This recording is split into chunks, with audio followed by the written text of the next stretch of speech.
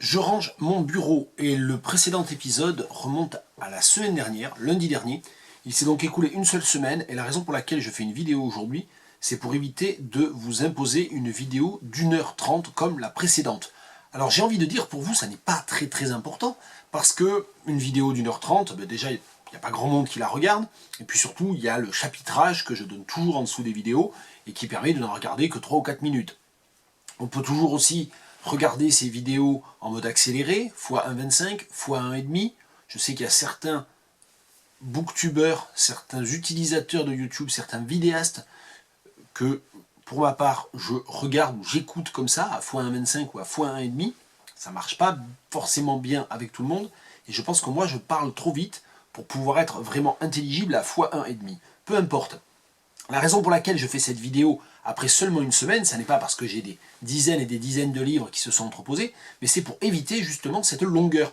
Et c'est pour l'éviter surtout pour moi, parce que la semaine dernière, en fait, enregistrer la totalité des rushs qui ont fini par constituer cette monumentale vidéo d'1h30, ça m'a complètement mis d'équerre, ça m'a complètement épuisé. Bien, donc là on va essayer de la faire d'un seul tenant. Et pour ce faire, on commence tout de suite et on commence avec la désormais traditionnelle Pléiade, je pioche dans mes Pléiades, ça pourrait être une autre série, je pioche dans mes Pléiades, c'est un peu débile mais bon. Et aujourd'hui, là je vous montre juste le boîtier parce que j'ai déjà sorti le livre, Les poètes et romanciers du Moyen-Âge. Alors c'est aussi pour dire qu'il y a des Pléiades que je ne lis quasiment jamais. Celui-là il n'est pas à moi en fait, je crois qu'il a dû être offert à mon épouse, et je ne l'ai pas ouvert très souvent. Et la raison pour laquelle j'ai choisi celui-là, c'est parce qu'on a beaucoup parlé ce week-end avec mes fils de Camelot, parce qu'il y a eu le fameux teaser du film qui est sorti cette semaine, et donc mon fils aîné notamment nous a montré, outre le teaser, 2 ou 3 vidéos d'analyse du teaser. Il y a des espèces de fans absolus de Camelot qui passent des heures et des heures à décortiquer la moindre réplique ou la moindre image. C'est assez impressionnant et assez vertigineux, mais enfin c'est pas moi avec mes vidéos insupportables et insupportablement longues sur des sujets complètement de niche, je suppose, qui m'en plaindrait. Et donc j'ai choisi de vous lire un extrait. Alors attention, c'est en ancien français, donc je ne sais pas si ça va faire trop sens, d'autant que je ne sais pas lire nécessairement l'ancien français, je le comprends très bien, mais à haute voix, je ne sais pas trop ce que ça va donner. Je vais vous lire un extrait de la légende du Saint Graal par Chrétien de Troyes et ses continuateurs. C'est le Graal en prose. Hein, voilà. Percevoz, c'est bien Perceval, hein, quand il fut départi d'elle chevalier, chevaucha toute genre, que onc aventure ne trouva. Et approima l'ivèpre, la soirée approcha, hein, il s'approcha de la soirée, et il proa à notre Seigneur qu'il y envoya hostel où il se put héberger, car il en avait un mauvais eu la nuit devant. Et l'or garda par devant lui, si vite apparoir parmi l'espèce de la forêt le pommel d'une tore, qui molte étoué, bio et gros. Et quand Perceval le vit, si en eau molte grand joie, et chevaucha celle par grande allure. Et quand il vint là, si vit que c'est toi li plus bio castio del monde, et vit le pont abaissé et la porte défermée, si entra ensto à cheval, et vint au perron devant la salle, et descendit, et attacha son cheval à un annel, et monta Amon, tous armés, l'épée sainte. Et quand il fut Amon el palais, s'y garda Amon et aval, et ne vit homme ni femme, et vint à une chambre, et entra dedans, et garda partout, mais il n'y vit homme ni femme. Et on se doute évidemment que ce château est un château extrêmement important, bien sûr, dans la quête du Graal, je n'en dis pas plus, mais il y a évidemment toute cette arrivée de Perceval sur ce château. Et il a quand même demandé au Seigneur hein, de lui donner un hôtel, de lui montrer, de lui fournir un logis pour la nuit, et c'est ce château. Et alors évidemment, je pense que l'indice finalement le plus marquant, c'est qu'il arrive, il vit le pont abaissé et la porte desfermée, hein, défermée, c'est-à-dire ouverte, mais elle n'est pas ouverte dans le texte, elle est défermée. Et donc, cette espèce de litote, de négation comme ça, de la fermeture, de la clôture, prouve qu'il y a quelque chose, je pense, d'exceptionnel ici. Enfin, j'en fais peut-être un monde de pas grand-chose, parce que c'était peut-être complètement usuel en français de l'époque. On ne sait pas. Je suis en train de le remettre à l'envers dans son carton. C'était bien Les poètes et romanciers du Moyen-Âge en Pléiade. On poursuit avec un petit livre que m'a envoyé Jacques Ponzio. Jacques Ponzio, je suis ami Facebook avec lui depuis pas très longtemps. Et c'est via Françoise Guichard, eh bien, tous les deux, avec un troisième larron dont je vous ai déjà parlé à propos de son livre sur le cinéma, Alain Corcos, ils ont fait ce petit livre, vous voyez, à leur nom ici, hein, China Express, l'expression par la Chine, et donc 3 auteurs, hein, vous voyez, Françoise Guichard, Jacques Ponzio, Alain Corcos, et c'est un petit livre dont le principe était de prendre des images un petit peu comme ça, j'allais dire des images d'Épinal, non parce que c'est des images d'Épinal chinoises, donc ça marche pas, des images notamment empruntées à l'iconographie de la révolution maoïste et de les illustrer, ou plus exactement de les légender à chaque fois par une expression imagée française. Donc là par exemple ils ont pris cette image et ils ont choisi ne pas jeter le bébé avec l'eau du bain. Et ce qui est amusant c'est que très souvent il y a des équivalents dans d'autres langues, principalement l'anglais, l'italien et l'allemand. Et donc là ici, non buttare il bambino con l'acqua sporca, do not throw the baby out with the bath water. Je n'ai pas vérifié, je ne suis pas trop sûr que ça se dise en anglais. Donc ce qui m'a amusé dans le livre, c'est aussi cet aspect. Alors il y a évidemment l'aspect amusant, hein, enfoncer le clou. Bon, à chaque fois il y a une espèce donc de déconstruction évidemment de l'image qui est censée glorifier quelque chose de voilà, d'extrêmement important. Les travailleurs chinois, la révolution en marche, etc. Et évidemment de dégonfler ça. Ils se présentent dans l'introduction tous les trois comme des pataphysiciens. Hein. Donc il y a évidemment ça qui m'a intéressé. Donc il y a une préface de Tania Sofia Lorandi, et puis il y a un petit avertissement au lecteur qui n'en a pas besoin. 67 images et expressions. Les légendes sont l'œuvre des auteurs et des traducteurs, pataphysiciens, conscients ou inconscients. Donc évidemment ce côté-là qui m'a beaucoup amusé, bien sûr. C'est aussi pour ça que j'avais commandé le livre. Mais il y a aussi le côté travail sur les expressions figées, ce qu'en traductologie on appelle les équivalences. C'est-à-dire pour une expression imagée, on va traduire souvent avec une autre image. Et là, ce qui est intéressant, c'est qu'il y a un certain nombre d'équivalences strictes. Par exemple, voilà, être né sous une bonne étoile. Être né sous une bonne étoile, il est donné en italien nascere sotto una buona stella. Et donc apparemment en italien, ça se dit pareil. Alors que ici, on a une équivalence non stricte, d'un point de vue traductologique, en avoir gros sur la patate, avere il cuore pesante, pesante, je sais pas, have a heavy heart. Et donc là, évidemment, l'image de départ où, effectivement, on a cette jeune agricultrice qui est en train de récolter des fruits ou des légumes complètement impressionnants et démesurés. L'image est déconstruite au moyen de l'expression familière en avoir gros sur la patate en français, et évidemment les traductions ne correspondent plus du tout à l'image. Donc c'est ça aussi qui est amusant et qui est en quelque sorte un deuxième niveau de pataphysique dans ce livre-là. Donc c'est intéressant. Je pense d'ailleurs que je vais l'utiliser pour mon cours de traductologie. D'ici 2 ou 3 semaines, on va attaquer la question des équivalences ou des modulations lexicalisées. Je pense que ça sera amusant de passer par ça pour en parler. C'était d'ailleurs, du coup, j'avais ressorti de mes étagères ce livre-là. C'était justement, puisque je vous parle de Françoise Guichard, une des 3 co-autrices du livre. Vous rappelez aussi l'existence de ce catalogue, les 54 véritables cartes postales adressées à Georges Perec par Françoise Guichard. C'est une exposition qu'elle a menée l'an dernier à Paris. Et donc voici le catalogue, j'en avais déjà parlé, avec là encore non pas une préface, mais une postface sur les cartes postales les 243 cartes postales de Perec comme œuvre générante. Et cette postface, je ne suis pas sûr que j'en avais beaucoup parlé d'ailleurs, parce que je l'ai relu à cette occasion-là, cette postface de Camille Bloomfield, qui est très bien. Et donc voilà, c'était l'occasion aussi de remontrer une autre œuvre de collage oulipo-pataphysicienne ou pataphysico-oulipienne ici, et donc de faire un petit coucou aussi à Françoise Guichard. C'est du copinage, mais c'est pas du copinage intéressé du tout, parce que je ne crois pas que Françoise vive de ses livres, c'était pas l'objet spécifiquement, mais voilà, c'est pour dire que moi ça m'amuse et j'aime beaucoup ce qu'elle fait, ce qu'ils font. Donc le petit livre, je le rappelle, hein, dont j'ai parlé, c'est China Express, la révolution par la Chine, et c'est aux éditions du Sinoverbiste. Donc je pense que c'est évidemment une maison d'édition créé pour l'occasion, vu le nom sino-verbiste, hein, langage chinois. Bon.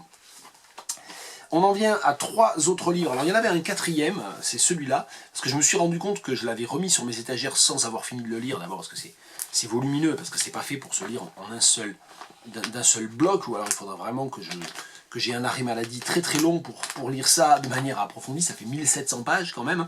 C'est l'histoire des traductions en langue française 20e siècle. Je me demande si j'en avais pas parlé, mais pareil là, comme je vais le faire là, très rapidement pour dire qu'il y avait ce livre-là et que je le lisais beaucoup, c'était juste avant l'été. Et puis finalement, je crois que j'en ai jamais parlé dans ces vidéos. J'en parle toujours pas, mais c'est pour signaler que ça existe. C'est chez Verdier. Il se trouve que j'ai des collègues qui ont travaillé là-dedans, notamment Claire Placial, dont j'ai parlé la dernière fois, à propos de sa traduction de Heinrich Heine. Bon, c'était aussi l'occasion d'en parler vite fait. Et donc, il y a 3 livres que j'ai lus aussi cette semaine sur mes étagères, que j'ai fini de lire. Ce livre qui m'a été offert par ma sœur, 10 New Poets Spread the Word, et donc c'est aux éditions Blood Axe, et il s'agit donc d'une anthologie, qui cherche à mettre en avant 10 poètes contemporains, 10 nouveaux ou nouvelles poètes, et cette anthologie a été montée, en quelque sorte, a été articulée, choisie par Bernardine Evaristo, dont je vous ai beaucoup parlé la semaine dernière. Et donc c'est bien marqué sur la page de faux titre, 10 New Poets, edited by Bernardine Evaristo and Daljit Nagra. Et donc voilà, il y a une préface de Bernardine Evaristo qui justifie un petit peu le contexte général de mise en valeur de ces nouvelles voix. Et il y a évidemment, principalement, l'idée qu'il faut avoir une approche décoloniale. Hein. Le terme n'est pas employé au sens strict, mais c'était toute l'idéologie qui est derrière. Et là-dedans, il faut avoir une approche décoloniale de la question ontologique et donc essayer d'aller regarder les voies du décentrement, et non pas les voies du recentrement ou de la centripète, en quelque sorte, mais aller vers le centrifuge. Ça rejoint en ça la rhizomaticité glycentienne. Là encore, elle ne s'en réclame pas explicitement, mais c'est quand même un petit peu le cadre théorique, hein, j'ai pas peur de le dire, qui est derrière cette ontologie. Donc c'est très intéressant. Et si on veut juste faire très rapidement la liste des poètes pour donner leur nom, parce que je ne vais pas avoir le temps de lire des poèmes de chacune. Karen McCarthy Wolfe, Rowida Amin, Mia Mahfouz Ali, Denise Sell, Roger Robinson, Shazia Qureshi, Malika Booker, Sini Seneviratne, Nick Makoha et Janet Kofi Tsekpo, avec, je crois, une imparité, un petit déséquilibre du côté des poètes femmes, me semble-t-il. Je crois que c'est 6 contre 4, bon, j'ai pas revérifié. Et donc vous avez à la fin une liste des previous publications, avec donc des liens, enfin pas des liens internet, hein, mais ou hypertextes, mais des références ici à leur biographie, etc. Donc ce qui est intéressant en fait, c'est que chaque, on va dire, rubrique consacrée à un ou à une poète commence systématiquement, mais je vais montrer Seni Seneviratne, parce que c'est celle dont je vais lire un extrait. À chaque fois il y a une photo, bon, pas forcément très important, surtout à l'heure du web, on pourrait très bien aller se compléter le bouquin par soi-même. Une biographie, alors la biographie je trouve ça un petit peu bizarre, parce que c'est souvent quand même des poètes qui n'ont pas encore publié grand chose, et donc on a des détails que moi je trouve un petit peu ridicule, à savoir que c'est un petit peu le défaut de l'édition anglophone maintenant, c'est-à-dire que pour le moindre auteur, ils détaillent la totalité de leur diplôme, enfin c'est presque un CV, ainsi que la moindre de leurs publications dans la moindre revue confidentielle. Et je trouve toujours ça un petit peu ridicule, parce qu'en fait tout le monde finalement se retrouve à dire « He or she has published in », alors vous avez une liste de 12 ou 15 revues de poésie, dont la moitié sont à peu près inconnues de toute façon. Donc, et c'est suivi, ça c'est plus intéressant, j'étais sceptique au départ, mais c'est suivi à chaque fois par une présentation, par un mentor, c'est comme ça que vous présentez mentors, je sais pas comment, parrain, marraine, je sais pas très bien comment on dirait en français. Ici c'est Mimi Calvati. Et donc voilà, qui propose une analyse, une recontextualisation de la poésie, et qui dit pourquoi cette poésie est singulière et importante aux yeux du parrain ou de la marraine. Tiens, juste pour signaler la première poète de l'anthologie, c'est Karen McCarthy Wolfe, que je ne connaissais pas non plus, j'en connaissais aucun, hein, soyons sincères, qui est parrainé par Michael Simmons Roberts. Michael Simmons Roberts, dont j'ai beaucoup parlé il y a un an ou deux, à propos de son recueil Dry Salter, qui m'avait été offert par une amie, Mathilde, et qui est vraiment un poète que je pratique très régulièrement depuis. Alors on en vient à la lecture d'un poème de Seneviratne, Tout finit par arriver, sachant qu'il y a plusieurs poèmes, et le premier est un poème à partir d'un portrait de Louise Keroual, la duchesse de Portsmouth, qui est un portrait fait par Pierre Mignard, et à partir de là, elle a composé la bagatelle de 5 sonnets consacrés aux 5 séances de pause du tableau. Mais c'est pas ça que je vais vous lire, je vais vous lire un autre poème qui s'appelle Roquebrun. Roquebrun, je sais pas, ça doit être un village en France. On such an early morning in July, a woman would have walked the river path, past the silent frogs still drowsy in the undergrowth, would have seen the village houses up ahead clinging to the cliffs, then walked faster than the river's flow towards the smell of baking bread. What's altered isn't just the dream that disappeared in the shaft of sunlight, spilling through the shutters where I watched the flies spin a dizzy dance, but the way I noticed that I noticed for the first time. Hanging figs, spiked coats, on unripe chestnuts and bleeding hearts, crowding the river's edge. Et donc c'était un poème de Seneviratne. J'ai choisi une seule de ces 10 poètes, de ces 10 voix très contemporaines de cette anthologie, mais c'était aussi pour vous donner envie d'aller regarder ça. Ça coûte 9 livres, donc je sais pas, en euros, ça doit, si ça atteint à mon avis 12 ou 13 euros avec le port, c'est le bout du monde. Donc c'est les 10 New Poets Spread the Word, edited by Bernardine Evaristo and Daljit Nagra, une anthologie très intéressante. J'en viens à 2 livres également lus, finis ce week-end. Un recueil de la collection L'Or Piment aux éditions du Réalgard, désormais une habituée de ces vidéos, et puis un livre des éditions de la Contralée aussi, qui deviennent des habitués de ces vidéos. Alors celui-là m'a été envoyé par l'éditeur, donc je le signale. C'est Miroir en écho de François H. Charvet, avec des peintures de Magali Mélin. Et c'est un texte qui alterne. Alors déjà, comme toujours dans la collection L'Or Piment, le texte alterne avec des œuvres picturales, et donc ici c'est peintures de Magali Mélin, qui sont à chaque fois des représentations figurales, des représentations de figures, du visage humain, que moi j'ai trouvé vraiment pas mal. Je ne sais pas comment ça donne en vidéo, mais vraiment dans le livre c'est très très agréable. Enfin très agréable, c'est un peu dérangeant aussi, donc je ne suis pas sûr que agréable soit c'est beau, voilà, soit le mot approprié. Donc je disais, le texte est une alternance de vers libre et de prose, qui essaie de circonscrire la figure d'une femme, et donc c'est une femme qui est prise entre le milieu de l'âge et puis les souvenirs de la jeunesse, voire de l'enfance, et donc il y a une sorte d'approche approximative, impressionniste de la personnalité et des sensations de cette femme, qui d'ailleurs parfois parle à la première personne. J'ai visiblement... alors il y a aussi le poète lui-même, voilà, le poète qui aussi parle à la première personne, ce qui fait qu'il y a parfois une sorte de overlap, je sais pas comment on dit, de chevauchement, de superposition, voilà, des différents plans et des différentes voix, donc c'est pas mal aussi. J'ai surtout corné visiblement des pages correspondant à des vers, donc je vais vous lire un extrait d'un des poèmes en vers libre, page 72. Peut-être qu'il n'y aura pas de moment, pas de porte qui claque, de courant d'air qui serait comme l'eau d'une source découverte, son ruissellement sur mon visage, mes yeux comme pour la première fois et ne plus respirer par simple habitude. Peut-être que rien ne sera tranché, qu'il faudra toujours m'envisager d'un pas indéfiniment suspendu, indéfiniment relié et composé avec les eaux troubles du marais, l'haleine des brumes et l'attente indistincte d'une lame qui saurait me définir. Une idée vécue en corps, un double d'ombre palpable, bouillonnement des artères et messe basse des anévrismes. Mais peut-être qu'il n'y a rien à toucher, que les corps sont en exil, sans passerelle, comme sous ma main le sein d'une prostituée. Sans éclat d'origine, sans émeraude cachée, que l'invention de ma naissance recouvre déjà toutes celles qui me conduiront à la mort.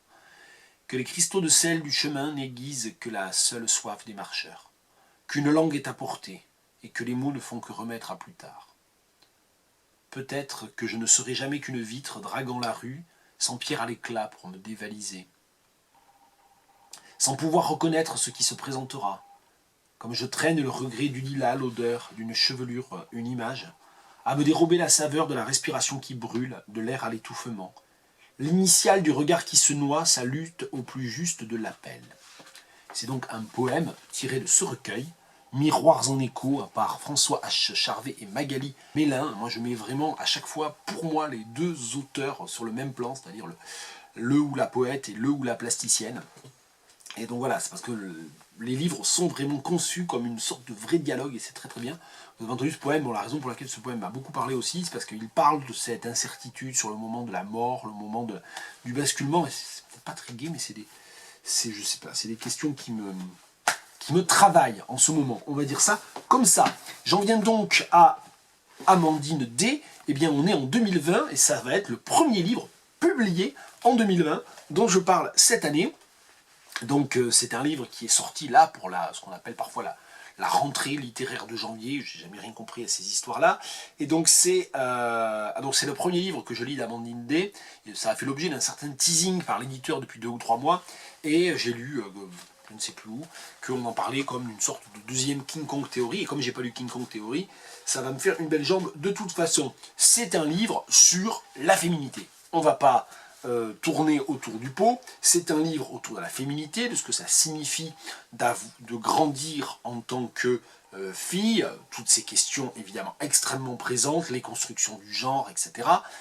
Mais c'est un livre qui raconte ça sous un modèle qui est à moitié essai, à moitié autobiographie, et qui réussit extrêmement bien dans cet équilibre entre les deux formes, en quelque sorte.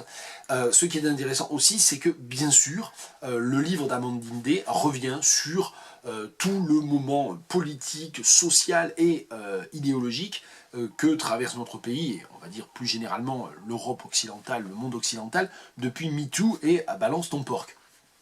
Et donc, d'ailleurs, elle cite beaucoup MeToo, et elle ne cite jamais, je crois, Balance ton porc. C'est sans doute délibéré, bien sûr. Donc c'est un livre sur la féminité, sur la sexualité féminine, sur le plaisir féminin, sur ce qui est politique dans le plaisir féminin, et surtout ce que l'on a envie de dépolitiser. Et donc elle essaie de raconter de la manière la plus, comment dire, décomplexé possible, c'est-à-dire en essayant d'éviter les tabous, d'éviter les préconstructions obligatoires, ce qu'a été sa découverte du plaisir, des plaisirs, le rapport problématique au couple, à la maternité, enfin toutes ces questions-là sont présentes dans le livre de manière très réussie. Et comme c'est très réussi, je vais en lire 2 extraits. Allez. Donc la vidéo va durer des plombes, elle va durer presque une demi-heure alors que c'était censé être une vidéo courte. Je veux mouiller. Il y a l'eau des larmes, et puis cette eau joyeuse, glissante qui invite. Magie de cette mécanique. Même pas sur volonté, juste quand le corps décide. Le sexe bâillonne ses angoisses, la rassemble tête et corps. Sa géographie se bouleverse, son anatomie s'invente, ses contours fondent. À leur vitesse, ces cellules forment un cortège et s'avancent au même endroit pour faire un feu de joie. Elle ne sait jamais quand l'orgasme viendra, ni quel visage il aura. Il explosera soudain, au détour d'une caresse, d'un geste, d'une pensée. Jamais de recette miracle, ni de protocole. Elle le sent juste quand l'orgasme est proche, tout proche. Après, difficile de ne pas se risquer à des métaphores de feu, volcan et artifice, ou mieux encore, la mèche de dynamite des dessins animés de son enfance qui n'explose jamais quand on l'attend. Ensuite, quand les corps reposent, sa vulve palpite encore quelques secondes, ce deuxième cœur. Je trouve l'image finale, parce que le chapitre se termine comme ça, la vulve comme un deuxième cœur, un vrai point d'orgue aussi de toute cette réflexion sur le plaisir et enfin, sur le plaisir sexuel. Et je vais... ça c'est sur MeToo. Et je trouve ça très juste, parce qu'en fait, il faudrait que je lise le passage en entier. Allez, je vais le lire en entier. C'est pas, je pense que c'est important ce qu'elle dit, c'est des choses qu'on a entendues, qu'on a lues, etc. Mais je pense que c'est vraiment important, parce que moi, forcément, je lis ça en tant qu'homme, de même que j'ai homme hétérosexuel en plus. Et le moment MeToo, je veux dire, moi j'avais déjà interrogé mon sexisme, déjà interrogé ce qui faisait que dans ma vie, j'avais pu bénéficier peut-être, entre guillemets, d'une structure patriarcale, ce qui fait qu'on vivait dans une structure patriarcale, que peut-être qu'en tant que père de famille, époux, etc., collègue, j'avais pu être je sais pas, construit inconsciemment par le patriarcat. Donc toutes ces questions, je me les étais posées avant MeToo, et j'ai continué de manière encore plus aiguë à réfléchir à ces questions-là, à lire sur ces questions-là depuis. Donc ce livre-là, il participe à cette construction, et je pense que voilà, ça c'est au moins des pages qu'il faudrait faire lire ou entendre, à des hommes qui disent ce qu'elle dit là. MeToo, MeToo, MeToo, MeToo, MeToo sur mon écran d'ordinateur. Pas un mot de plus. Le lendemain et encore le lendemain. MeToo, MeToo, MeToo, MeToo, MeToo. Des amis, des cousines, des collègues, des inconnus. MeToo, MeToo, MeToo, MeToo, MeToo. Le mouvement lancé par des femmes pour des femmes prend une ampleur folle. MeToo, MeToo, MeToo, MeToo, MeToo. Les médias parlent de vagues. MeToo, MeToo, MeToo, MeToo, MeToo. Pour le moment, la vague ne s'explique pas, n'analyse pas, ne décrypte pas. D'abord rendre visible, sensible ce qui ne l'était pas. MeToo, MeToo, MeToo, MeToo, MeToo. Comme une façon de se donner la main. MeToo. Ce cri poussé des millions de fois dont l'écho appelle les autres. Soudain, ça ne se tait plus, la colère s'organisera bientôt. Les jours où j'ai bien dormi et qu'il y a de la lumière dehors, je me dis qu'il se passe vraiment quelque chose, un moment historique, du silence en moins, la peur qui change de camp pour une fois. Mon écœurement aussi face au courage à retardement de certains, ces vertus opportunes, ces prises de conscience 2 seconds. Les hommes célèbres qu'on passe du piédestal au bûcher pour masquer sa propre lâcheté. Ceux qu'on appelait jusque-là des séducteurs. Beaucoup de honte dans ce sursaut populaire, celle de s'être tu trop longtemps. MeToo dit la violence de certains hommes et la complaisance de tant d'autres. MeToo, c'est la culture du viol enfin nommée, cette infinité de gestes et de mots qui préparent le terrain de la violence.